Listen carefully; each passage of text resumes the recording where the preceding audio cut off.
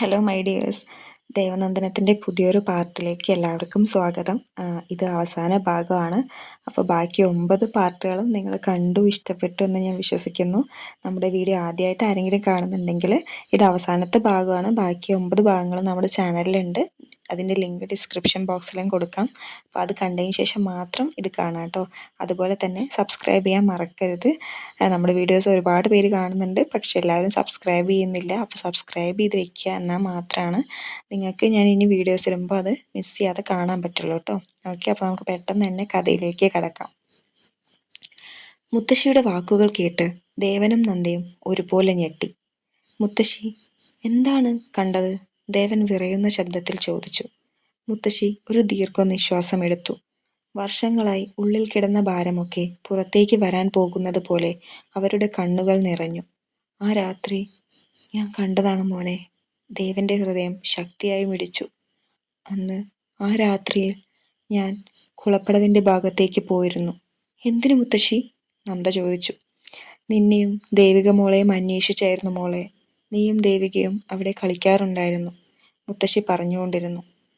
അപ്പോൾ ഞാൻ അവിടെ നിന്ന് ചില ശബ്ദങ്ങൾ കേട്ടു. ആരൊക്കെയോ തർക്കിക്കുന്നത് പോലെ. ആരായിരുന്നു? ദേവൻ ചോദിച്ചു. നിന്റെ അച്ഛൻ്റെ സുഹൃത്തായിരുന്ന ഗോവിന്ദനും. മുത്തശ്ശി ഒന്ന് നിർത്തി. രാഘവനും. ആ പേര് കേട്ടതും ദേവനും നന്ദയും ഒരേ സമയം രാഘവനെ നോക്കി. രാഘവൻ തലതാഴ്ത്തി നിന്നു. രാഘവേട്ട! നന്ദിയുടെ ശബ്ദം വിറച്ചു. പക്ഷെ രാഘവൻ ഒന്നും മിണ്ടിയില്ല. മുത്തശ്ശി തുടർന്നു. അവർ സംസാരിച്ചത് നിന്റെ അച്ഛൻ്റെ സ്വത്തിനെ കുറിച്ചായിരുന്നു. എങ്ങനെയെങ്കിലും അത് കൈക്കലാക്കണമെന്നായിരുന്നു ഗോവിന്ദന്റെ ലക്ഷ്യം. ഗോവിന്ദൻ? ദേവൻ ചോദിച്ചു. അതേ മോനെ, പത്മനാഭന്റെ അച്ഛൻ. ദേവന്റെ കണ്ണുകൾ ചുവന്നു.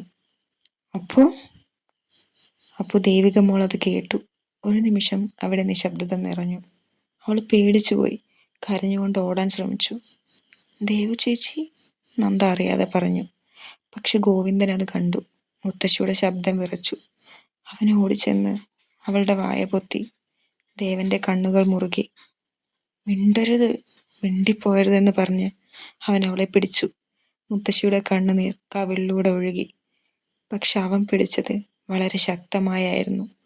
ദേവിക മോള് പിടഞ്ഞു, കരഞ്ഞു. രക്ഷിക്കണേ എന്ന് കണ്ണുകൾ കൊണ്ട് അപേക്ഷിച്ചു. ദേവന്റെ കണ്ണുകളിൽ കണ്ണുനീർ നിറഞ്ഞു. പക്ഷേ മുത്തശ്ശിയുടെ ശബ്ദം ഒന്നിടറി. അവളുടെ ശ്വാസം നിലച്ചു. മോനെ. നന്ദ ഞെട്ടലോടെ വായ പൊത്തി. അപ്പോൾ അവള് മരിച്ചു. ആ ഒരു വാക്ക് അവിടെ ആകെ മുഴങ്ങി. ദേവൻ തല താഴ്ത്തി നിന്നു. അവന്റെ കണ്ണുകളിൽ വർഷങ്ങളായുള്ള വേദന കത്തുന്നുണ്ടായിരുന്നു. പിന്നെ? ദേവൻ പതിയെ ചോദിച്ചു. മുത്തശ്ശി രാഘവനെ നോക്കി. അപ്പോൾ ഗോവിന്ദൻ പേടിച്ചു. അവൻ രാഘവനോട് പറഞ്ഞു, ഇവളുടെ ശവം ആരുമറിയാതെ കൊണ്ടുപോയി കുളത്തിലിടണം. ഇത് പുറത്തറിഞ്ഞാൽ നീ പിന്നെ ജീവിച്ചിരിക്കില്ല എന്ന്. രാഘവന്റെ കണ്ണുകൾ നിറഞ്ഞു. അവർ രണ്ടുപേരും ചേർന്നാണ് ദേവിക മോളുടെ ശരീരം കുളത്തിലേക്ക് കൊണ്ടുപോയത്. എന്നിട്ട് അവിടെ ഇട്ടു. എല്ലാവരെയും അത് അപകടമാണെന്ന് വിശ്വസിപ്പിച്ചു. ദേവൻ ഒരു പടി പിന്നോട്ട് പോയി. അവന്റെ ലോകം മുഴുവൻ തകർന്നു വീഴുന്നത് പോലെ തോന്നി. പക്ഷെ ഞാൻ കണ്ടിരുന്നു, മുത്തശ്ശി പറഞ്ഞു. എല്ലാം ഞാൻ കണ്ടിരുന്നു മോനെ. എന്നിട്ടും എന്തിനു പറയാതിരുന്നത്? ദേവൻ ഉറക്കെ ചോദിച്ചു. മുത്തശ്ശി കരഞ്ഞു. കാരണം അടുത്ത ദിവസം ഗോവിന്ദൻ എന്നെ കാണാൻ വന്നു. അവൻ പറഞ്ഞു. മുത്തശ്ശിയുടെ ശബ്ദം വിറച്ചു. ഈ കാര്യം ആരോടെങ്കിലും പറഞ്ഞ ദേവികയ്ക്ക് സംഭവിച്ചതുപോലെ നന്ദയ്ക്കും സംഭവിക്കുമെന്ന്. നന്ദയുടെ ശരീരം വിറച്ചു. എന്നെ? അതേ മോളെ. പിന്നെ നിന്റെ അച്ഛൻ മരിച്ചപ്പോൾ അപ്പോഴാണ് എനിക്കെല്ലാം മനസ്സിലായത്. അത് അപകടമല്ലായിരുന്നു, അത് കൊലപാതകമായിരുന്നു മോളെ. ദേവന്റെ കണ്ണുകളിൽ തീ ആളിക്കത്തി. ഗോവിന്ദൻ. അവൻ പല്ലുകൾ കടിച്ചു. അവനാണ് എല്ലാത്തിൻ്റെയും പിന്നിൽ. ദേവന്റെ കണ്ണുകളിൽ കണ്ണുനീർ നിറഞ്ഞിരുന്നു. ദേവുവിന്റെ ചിരിച്ച മുഖം, കുഞ്ഞു നന്ദൂട്ടിയെ കൈപിടിച്ച് നടക്കുന്നത് അവസാനമായി കണ്ട ദിവസം എല്ലാം അവന്റെ മനസ്സിലൂടെ മിന്നിമറിഞ്ഞു. പെട്ടെന്നാണ് അവൻ രാഘവേട്ടന്റെ ഷർട്ടിൽ കുത്തിപ്പിടിച്ചത്. നിങ്ങൾക്കറിയാമായിരുന്നില്ലേ? അവന്റെ ശബ്ദം വിറയ്ക്കുന്നുണ്ടായിരുന്നു. മോനെ, മിണ്ടരുത്, ദേവൻ അലറി. എൻ്റെ അനിയത്തി നിരപരാധിയായിരുന്നു. അതറിഞ്ഞിട്ടും നിങ്ങൾ മിണ്ടാതിരുന്നില്ലേ? നിങ്ങൾക്കൊരു വാക്ക് പറഞ്ഞാൽ മതിയായിരുന്നു. ദേവന്റെ കണ്ണുകളിൽ നിന്ന് കണ്ണുനീർ ഒഴുകി. ഒരു വാക്ക് പറഞ്ഞിരുന്നെങ്കിൽ. ദേവൻ തലകുനിച്ചു. മോനെ, അത് അന്നത്തെ സാഹചര്യത്തിൽ. ദേവന്റെ കൈ രാഘവന്റെ കവിളിൽ പതിച്ചു. നന്ദ ഞെട്ടിപ്പോയി. ദേവേട്ടാ. ഇല്ല നന്ദൂട്ടി. ദേവൻ വീണ്ടും രാഘവനെ നോക്കി. എന്റെ ജീവിതം നരകമാക്കിയത് ഗോവിന്ദൻ മാത്രമല്ല, സത്യം അറിഞ്ഞിട്ടും മറച്ചുവെച്ച നിങ്ങളും അതിന് ഉത്തരവാദിയാണ്. രാഘവന്റെ കണ്ണുകൾ നിറഞ്ഞൊഴുകി. എന്നോട് ക്ഷമിക്കണം മോനെ, എനിക്ക് ഭയമായിരുന്നു. അവൻ പറഞ്ഞിരുന്നു നന്ദമോളെയും കൊല്ലുമെന്ന്. അതുകൊണ്ടാണ് ഞാൻ. ദേവൻ അയാളുടെ ഷർട്ടിൽ നിന്നുള്ള പിടി വിട്ടു. ക്ഷമിക്കാനോ മറക്കാനോ എനിക്ക് പറ്റില്ല. അവൻ തിരിഞ്ഞു നിന്നു. പക്ഷെ ഇനി സത്യം മറഞ്ഞു കിടക്കില്ല. അതും പറഞ്ഞ് ദേവൻ വേഗത്തിൽ പുറത്തേക്ക് നടന്നു. ദേവേട്ടാ. നന്ദ അവന്റെ പിന്നാലെ ഓടി. പക്ഷെ ദേവൻ കേട്ടില്ല. മുറ്റത്ത് പാർക്ക് ചെയ്തിരുന്ന ജീപ്പിന്റെ വാതിൽ വലിച്ചു തുറന്ന് അവൻ കയറി. എഞ്ചിൻ ഗർജിച്ചു. ദേവേട്ടാ നിൽക്ക്. നന്ദ കരഞ്ഞുകൊണ്ട് വിളിച്ചു. അപ്പോഴാണ് സിദ്ധു അവിടേക്ക് വന്നത്. എന്താ സംഭവിച്ചത്? സിദ്ധുവേട്ടാ. കരഞ്ഞുകൊണ്ട് നന്ദ എല്ലാം പറഞ്ഞു. അത് കേട്ടതും സിദ്ധുവിന്റെ മുഖം കടുത്തു. അവൻ റോഡിലേക്ക് നോക്കി. ജീപ്പ് പൊടി പറത്തി അകന്നു പോയിരുന്നു. സിദ്ധു ഫോൺ എടുത്തു. ദേവന്റെ നമ്പറിലേക്ക് വിളിച്ചു. പക്ഷേ the number you are trying to call is switched off. സിദ്ധുവിന്റെ നെഞ്ചിലൂടെ ഒരു ഭയം കടന്നുപോയി. കാരണം അവനറിയാമായിരുന്നു, ഇപ്പോൾ ദേവൻ പോകുന്നത് സംസാരിക്കാനല്ല, വർഷങ്ങളായി ഉള്ളിൽ കത്തിക്കിടക്കുന്ന കോപവുമായി നേരെ ഗോവിന്ദന്റെ വീട്ടിലേക്കാണ്. അന്നേരം തന്റെ വീട്ടിലെ വരാന്തയിൽ ഒന്നും അറിയാതിരിക്കുകയായിരുന്നു ഗോവിന്ദൻ. പക്ഷേ തന്നെ തേടി മരണകോപവുമായി ഒരാൾ വരികയാണെന്ന് അയാൾ അറിഞ്ഞിരുന്നില്ല. ദേവൻ ജീപ്പുമായി പാഞ്ഞു പോയതിനു ശേഷം തറവാട്ടിലാകെ ഒരു ഭീതിയുടെ അന്തരീക്ഷമായിരുന്നു. നന്ദയുടെ കൈകൾ വിറയ്ക്കുന്നുണ്ടായിരുന്നു. മുത്തശ്ശി വരാന്തയിലെ തൂണിൽ പിടിച്ച് നിൽക്കുകയായിരുന്നു. വർഷങ്ങളായി ഉള്ളിൽ ഒളിപ്പിച്ചു വെച്ച സത്യം പുറത്തു വന്നതിന്റെ ഭാരം എല്ലാവരുടെയും മുഖത്ത് തെളിഞ്ഞു. സിദ്ധുവേട്ടാ, ദേവേട്ടന് എന്തെങ്കിലും സംഭവിക്കോ? ഒന്നും സംഭവിക്കില്ല, ഞാൻ പോയി നോക്കാം. അതും പറഞ്ഞ് സിദ്ധു വേഗത്തിൽ കാറിൽ കയറി. അപ്പോഴേക്കും ദേവൻ ഗോവിന്ദന്റെ വീട്ടിൽ എത്തിക്കഴിഞ്ഞിരുന്നു. വലിയ ഗേറ്റും ഉയർന്ന മതിലും ചുറ്റിയ ആ വീടിന് മുന്നിൽ ജീപ്പ് നിർത്തിയതും ദേവൻ ചാടി ഇറങ്ങി. ഗോവിന്ദാ, പുറത്തേക്ക് വാ. അവന്റെ അലർച്ച ആ വീടാകെ മുഴങ്ങി. ശബ്ദം കേട്ട് വീട്ടിനുള്ളിൽ നിന്ന് ആളുകൾ പുറത്തേക്ക് വന്നു. ഗോവിന്ദന്റെ ചില ഗുണ്ടകളും അവിടെ ഉണ്ടായിരുന്നു. ആരാടാ നീ? ഒരാൾ ചോദിച്ചതും ദേവൻ അയാളുടെ കോളറിൽ പിടിച്ചു. ദേവികയുടെ ചേട്ടനാണ് ഞാൻ. അടുത്ത നിമിഷം അവിടെ അടിപിടി പൊട്ടിപ്പുറപ്പെട്ടു. ഒരാൾ ദേവനെ പിന്നിൽ നിന്ന് പിടിച്ചു. മറ്റൊരാൾ കയ്യിൽ കിട്ടിയ വടി കൊണ്ട് അടിച്ചു. പക്ഷെ വർഷങ്ങളായുള്ള ദേഷ്യവും വേദനയും നിറഞ്ഞ ദേവനെ പിടിച്ചു നിർത്താൻ അവർക്ക് കഴിഞ്ഞില്ല. ഒരുത്തനെ തള്ളിയിട്ടു മറ്റൊരുത്തനെ ഇടിച്ചു വീഴ്ത്തി. വീട്ടുമുറ്റം മുഴുവൻ കലാപമായി. പക്ഷെ ആളുകൾ കൂടുതലായതുകൊണ്ട് ദേവനും പരിക്കേറ്റു. ചുണ്ടിന്റെ വശത്ത് നിന്ന് ചോര ഒലിക്കുന്നുണ്ടായിരുന്നു. അപ്പോഴാണ് ഒരു കാർ വലിയ ശബ്ദത്തോടെ അവിടെ വന്നു നിന്നത്. സിദ്ധു ആണ്. അവൻ കാറിൽ നിന്ന് ഇറങ്ങിയതും അവിടത്തെ സ്ഥിതി മനസ്സിലായി. ദേവാ. അലറിക്കൊണ്ട് അവനും മുന്നിലേക്ക് ചാടി. പിന്നീട് നടന്നത് യഥാർത്ഥ യുദ്ധം പോലെയായിരുന്നു. ദേവനും സിദ്ധുവും ചേർന്ന് ഗോവിന്ദന്റെ ആളുകളെ നേരിട്ടു. അവസാനം എല്ലാവരും നിലത്തായി. ഭയന്ന് വിറച്ചുകൊണ്ട് ഗോവിന്ദൻ പിന്നിലേക്ക് മാറി. ദേവൻ അവന്റെ ഷർട്ടിൽ കുത്തിപ്പിടിച്ചു. പറയടാ, ദേവിക എന്തിനാ കൊന്നത്? എനിക്കറിയില്ല. ദേവന്റെ കൈ അവന്റെ കവിളിൽ പതിഞ്ഞു. കള്ളം പറയരുത്. പറയാം. ഗോവിന്ദൻ പേടിച്ച് വിറച്ചു. സ്വത്തിനു വേണ്ടിയായിരുന്നു. ആ വാക്കുകൾ കേട്ടതും ദേവന്റെ കണ്ണുകൾ ചുവന്നു. നന്ദയുടെ അച്ഛന്റെ സ്വത്തുക്കൾ എനിക്ക് വേണമായിരുന്നു. അന്നേരം ദേവിക എല്ലാം കേട്ടു. അവൾ ഓടിപ്പോകാൻ നോക്കിയപ്പോൾ ഞാൻ വായ പൊത്തിപ്പിടിച്ചു. പക്ഷേ അവന്റെ ശബ്ദം വിറച്ചു. അറിയാതെ ശ്വാസം മുട്ടി മരിച്ചു. ദേവന്റെ കൈകൾ മുറുകി. ഗോവിന്ദൻ കരഞ്ഞുകൊണ്ട് തുടർന്നു. പിന്നീട് ഞങ്ങൾ അതിനെ അപകടമാക്കി മാറ്റി. പിന്നെ വർഷങ്ങൾക്ക് ശേഷം നന്ദയുടെ അച്ഛനെയും. എല്ലാം സ്വത്തിനു വേണ്ടിയായിരുന്നു. അവൻ പറഞ്ഞ ഓരോ വാക്കുകളും സിദ്ധു തന്റെ ഫോണിൽ വീഡിയോ ആയി പകർത്തുന്നുണ്ടായിരുന്നു. ഗോവിന്ദൻ അതുപോലും ശ്രദ്ധിച്ചില്ല. എല്ലാം പറഞ്ഞു കഴിഞ്ഞതും സിദ്ധു വീഡിയോ പോലീസ് സ്റ്റേഷനിലേക്ക് അയച്ചു കൊടുത്തു. കാരണം പെട്ടെന്ന് തന്നെ പോലീസ് വന്നില്ലെങ്കിൽ ദേവൻ അയാളെ കൊല്ലാൻ പോലും മടിക്കില്ല എന്ന് സിദ്ധുവിന് അറിയാമായിരുന്നു. ഇനി നിനക്ക് രക്ഷയില്ല, അവൻ തണുത്ത ശബ്ദത്തിൽ പറഞ്ഞു. കുറച്ച് മിനിറ്റുകൾക്കുള്ളിൽ തന്നെ പോലീസ് ജീപ്പുകളുടെ ശബ്ദം കേട്ടു. സൈറൻ മുഴങ്ങിക്കൊണ്ട് വാഹനങ്ങൾ വീട്ടിലേക്കെത്തി. ഇൻസ്പെക്ടർ ഇറങ്ങി നേരെ ഗോവിന്ദന്റെ അടുത്തേക്ക് നടന്നു. ഗോവിന്ദൻ, നിങ്ങളെ ദേവികയുടെ കൊലപാതകവും ദേവകൃഷ്ണന്റെ കൊലപാതകവും ഉൾപ്പെടെയുള്ള കേസുകളിൽ അറസ്റ്റ് ചെയ്യുന്നു. ഗോവിന്ദന്റെ മുഖം വിളറി. കയ്യിൽ വിലങ്ങ് വീണു. പോലീസ് അയാളെ ജീപ്പിലേക്ക് കയറ്റി. അയാൾ പോകുമ്പോൾ ദേവൻ അവിടെ തന്നെ നിന്നു. കണ്ണുകൾ നിറഞ്ഞിരുന്നു. വർഷങ്ങളായി തേടിയ സത്യം ഒടുവിൽ പുറത്തു വന്നിരുന്നു. ദൂരെ ഒരിടത്ത് ദേവികയുടെ ആത്മാവും അന്ന് ആദ്യമായി സമാധാനത്തോടെ പുഞ്ചിരിച്ചിട്ടുണ്ടാവും. സന്ധ്യയുടെ ഇരുട്ട് പതിയെ തറവാട്ടിലേക്ക് ഇറങ്ങിക്കൊണ്ടിരിക്കുകയായിരുന്നു. മഴ പെയ്തു കഴിഞ്ഞതുകൊണ്ട് മണ്ണിന്റെ മണം വായുവിൽ നിറഞ്ഞിരുന്നു. വീടിന്റെ മുന്നിലെ തുളസിത്തറയിൽ വിളക്ക് തെളിഞ്ഞിരുന്നു. എന്നാൽ ആ വീട്ടിനുള്ളിൽ ആരുടെയും മനസ്സിൽ സമാധാനമുണ്ടായിരുന്നില്ല. നന്ദയും അമ്മുവും മുത്തശ്ശിയും ഹാളിൽ ഇരിക്കുകയായിരുന്നു. എല്ലാവരുടെയും കണ്ണുകൾ വാതിലിലേക്കായിരുന്നു. സിദ്ധുവേട്ടനെ വിളിച്ചോ?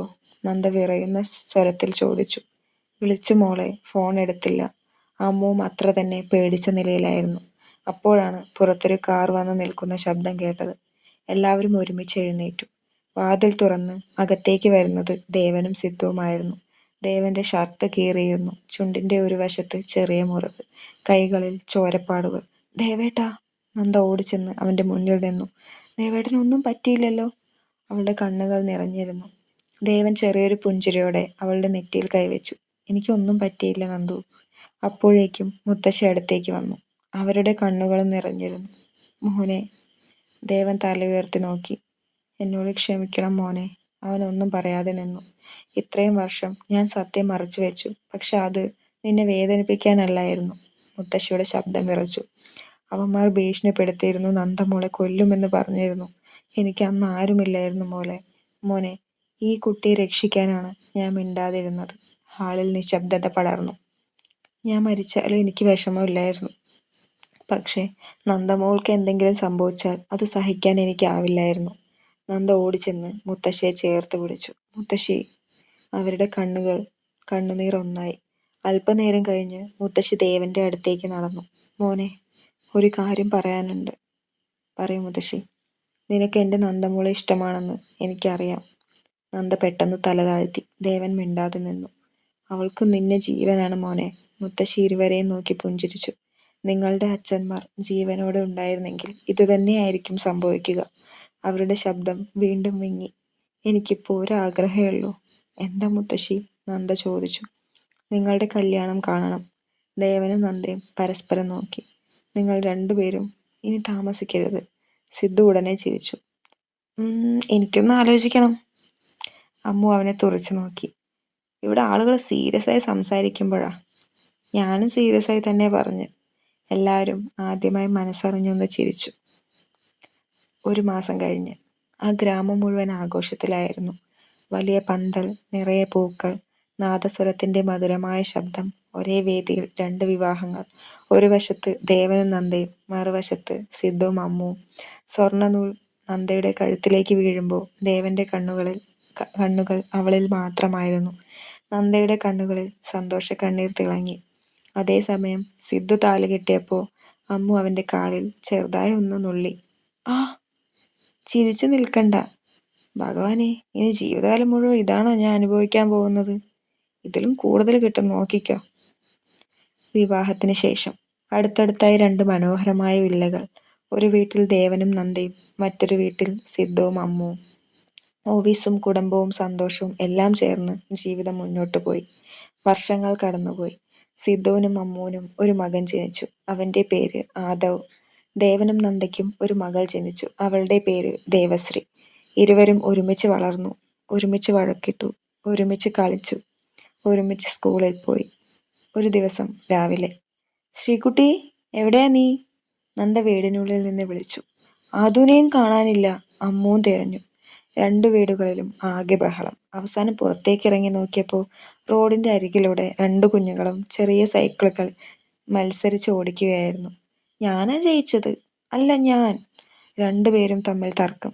ഇങ്ങോട്ട് വാ രണ്ടാളും, ദേവനും സിദ്ധുവും ഒരുമിച്ച് വിളിച്ചു. കുഞ്ഞുങ്ങൾ ചിരിച്ചുകൊണ്ട് ഓടി വന്നു. അന്ന് എല്ലാവരും കൂടി നന്ദയുടെ തറവാട്ടിലേക്ക് പോയി. വീടിന്റെ പഴയ ഭംഗി ഇപ്പോഴും ഉണ്ടായിരുന്നു. മുറ്റത്തെ മാവും കുളവും തുളസിത്തറയും എല്ലാം അതുപോലെ. മുറ്റത്തിന്റെ ഒരു വശത്ത് മുത്തശ്ശിയുടെ കല്ലറ. മുത്തശ്ശി മരിച്ച് 3 വർഷം തികയുന്ന ദിവസമായിരുന്നു അന്ന്. എല്ലാവരും ചേർന്ന് വിളക്ക് തെളിയിച്ചു, പൂക്കൾ അർപ്പിച്ചു. നന്ദ നിശബ്ദമായി നിന്നു. ദേവൻ അവളുടെ കയ്യിൽ പിടിച്ചു. മുത്തശ്ശിക്ക് സന്തോഷമായിട്ടുണ്ടാകും. നന്ദ ചെറുതായി പുഞ്ചിരിച്ചു. അതെ. കാറ്റ് മൃദുവായി വീശി. ആകാശത്ത് സന്ധ്യയുടെ നിറങ്ങൾ പടർന്നു. അവർ അങ്ങനെ സന്തോഷത്തോടെ ഒത്തൊരുമയോടെ ജീവിക്കട്ടെ അല്ലേ. ഇനിയും അവരുടെ ജീവിതത്തിൽ സന്തോഷത്തിൻ്റെ നാളുകൾ വരട്ടെ എന്ന് നമുക്ക് പ്രാർത്ഥിക്കാം. ഇതോടെ ദേവനന്ദനം എന്ന കഥ അവസാനിക്കുകയാണ്. എൻ്റെ ആദ്യ കഥയെ ഇത്രയും സ്നേഹത്തോടെ സ്വീകരിച്ച ഓരോ വായനക്കാരോടും ഹൃദയം നിറഞ്ഞ നന്ദി. ഈ കഥയിലെ കഥാപാത്രങ്ങൾ നിങ്ങളുടെ മനസ്സിൽ ചെറിയൊരു സ്ഥാനം നേടിയിട്ടുണ്ടെങ്കിൽ അതാണ് എനിക്ക് ലഭിക്കുന്ന ഏറ്റവും വലിയ അംഗീകാരം. കഥ ഇഷ്ടപ്പെട്ടാൽ നിങ്ങളുടെ അഭിപ്രായങ്ങൾ പങ്കുവയ്ക്കാനും മറക്കരുതേ. സ്നേഹത്തോടെ നിങ്ങളുടെ സ്വന്തം മഴവിൽ തൂലിക. കഥകൾ അവസാനിക്കുന്നില്ല. ഇനിയും നല്ല നല്ല കഥകളുമായി നമ്മുടെ ചാനൽ ഇവിടെ തന്നെ ഉണ്ടാവും. അപ്പോൾ എല്ലാവരും സബ്സ്ക്രൈബ് ചെയ്യാട്ടോ. ഞാൻ ഒന്നുകൂടി ഓർമ്മിപ്പിക്കുകയാണ്, സബ്സ്ക്രൈബ് ചെയ്താൽ മാത്രമാണ് ഇനിയുള്ള അടിപൊളി കഥകൾ നിങ്ങൾക്ക് കേൾക്കാൻ സാധിക്കുകയുള്ളൂ. അതുകൊണ്ട് ഉറപ്പായിട്ടും മറക്കാതെ തന്നെ സബ്സ്ക്രൈബ് ചെയ്യുക. അതുപോലെ തന്നെ നമ്മുടെ കഥയെക്കുറിച്ചുള്ള അഭിപ്രായങ്ങൾ കേട്ടോ, അത് നല്ലതാണെങ്കിലും മോശമാണെങ്കിലും നിങ്ങൾ അഭിപ്രായങ്ങൾ കമൻറ്റുകളായി രേഖപ്പെടുത്തുമെന്ന് ഞാൻ വിശ്വസിക്കുന്നു. കമൻറ്റ് ചെയ്യുക, അതുപോലെ തന്നെ സബ്സ്ക്രൈബ് ചെയ്യുക. അടുത്തത് നമ്മുടെ കാശിനാഥിൻ്റെയും അവൻ്റെ ടീച്ചറുടെയും പ്രണയം പൂക്കുന്ന പുതിയൊരു കഥയായിട്ട് പെട്ടെന്ന് തന്നെ ഞാൻ വീണ്ടും വരാം. ഓക്കെ, ആ കഥായാത്രയിലും നിങ്ങളെല്ലാവരും ഒപ്പം ഉണ്ടാവുമെന്ന് ഞാൻ കരുതുന്നു. ഓക്കെ, അപ്പോൾ സബ്സ്ക്രൈബ് ചെയ്യാം കേട്ടോ. Thank you.